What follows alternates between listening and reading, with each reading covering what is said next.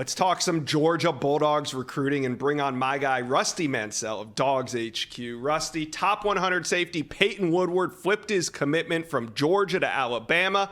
Now, this just comes a week or two after Jalen Hayward decommitted. And then you have the DeMarcus Riddick flip to Auburn. What now? I don't know how I can say this the right way, but should Georgia fans be worried, Rusty? Or is this just the regular ebbs and flows of recruiting? Well, the Georgia fan base is not real happy right now. They have the number one class in the country, so it kind of tells you how things are right now for Athens. But, yeah, it's kind of the ebbs and flows. You know, you have these big commitments. You have these commitments. I mean, Georgia, look, I was there Saturday night when K.J. Bolden picked Florida State, and for about 14 hours, the Georgia fan base, it was like the end of the world. Then all of a sudden they get the number one running back in the country on Sunday in Nate Frazier, then everything's right in the world again. And then you have a decommitment 2 days later. So it's kind of listen, when you're big boy recruiting, there's a lot of ebbs and flows that go along with it. And the last 6 days has certainly been there for the Georgia Bulldogs.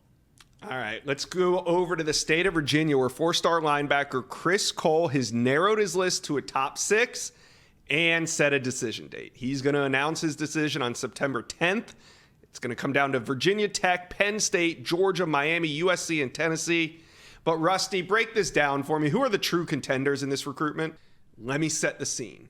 Summer's coming to an end. You've spent the last 2 to 3 months relaxing in the sun on the beach. And guess what? The first weekend of college football season is right around the corner, and you can't find tickets. Do not let this be the way that your season starts. This is why I'm here to tell you about Game Time. It's the fast and easy way to buy tickets for all the big-time matchups.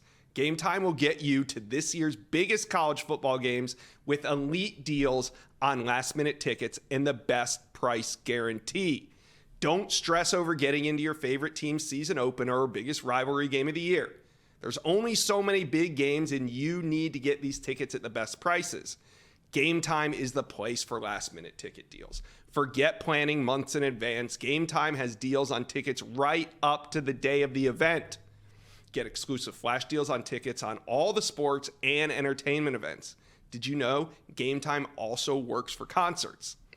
The Game Time guarantee means you'll always get the best price. If you find tickets in the same section or row for less, Game Time will credit you 110% of the difference. That's a great deal. So here's what we're going to do. Snag the tickets without stress with Game Time. Download the Game Time app, create an account, and use promo code INSIDESCOOP for $20 off your first purchase. Terms applied again. Create an account and use promo code INSIDESCOOP for $20 off if you download Game Time today. Last minute tickets, lowest price guaranteed. I think it comes down to two teams. I think it comes down to Georgia and Tennessee. And Tennessee is trying to get him on campus for an official visit, that Austin Peay game, right before that decision. So I think as you look at it right now, a little less than a month out, I would say Georgia for him right now, but Tennessee certainly not giving up, and they're trying to get him on campus. So that'll be the next thing to watch before his decision. Can Tennessee, when this thing opens back up, can they get him on campus that one weekend before he makes that decision?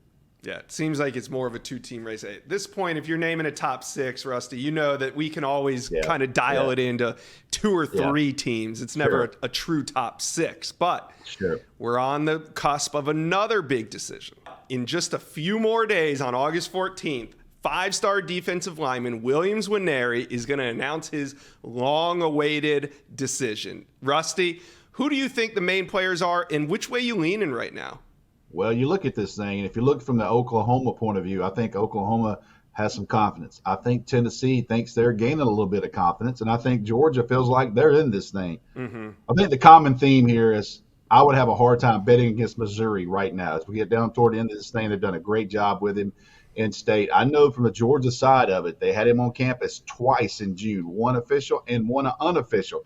He has family in Atlanta. He is very close to the Georgia outside linebacker coach. So we will see as it goes down through it. But if you're going to put me on the spot today, I would have a hard time right now picking against the home state Missouri Tigers. All right. Well, over the weekend, as you said at the top, Georgia got some big news. Nate Frazier out of Mater Dei in California commits to the Dogs. Now, Georgia's also busy at that high school. I mean, they got Brandon Baker, but also borderline 5-star defensive lineman Aiden Breland. Rusty, catch me up with Georgia and Aiden Breland. Are the Dogs still in this one? Yeah, they're still in it, and he's, from everything I hear, he's going to take a couple of more visits, maybe in September. Mm-hmm. I think Oregon's a big threat for anybody. If Georgia can get him back on campus at some point in September, man, I really feel like they've got a great chance there. Now he's got a teammate committed. It's going to be, listen, our old buddy Barton Simmons used to say, follow the visits. So when you look at right now with a player like Breland, I think you follow the visits in September. They're off, Josh, the weekend of Georgia, South Carolina, which would be September 15th, 16th weekend. So that would be the weekend to watch. If you're going to get a kid from California, that would be the weekend to watch to see if they can get him back in town. All right. Now, I know Georgia's kind of filling up on the commit list. Will they still have a spot available for Aiden Breland? Is he that kind of priority target? Oh, yeah. Somebody else will be not on that list if they have any spots. Those premium defensive linemen, you don't see a school go, nah, we don't have a spot for you, big man. You go somewhere else. But you got to work the numbers. You got to work the spots. But a player like Breland and L.J. McCray, talk about him, a 6'6" defensive end out of Daytona Beach, Mainland, another major Georgia target defensive line.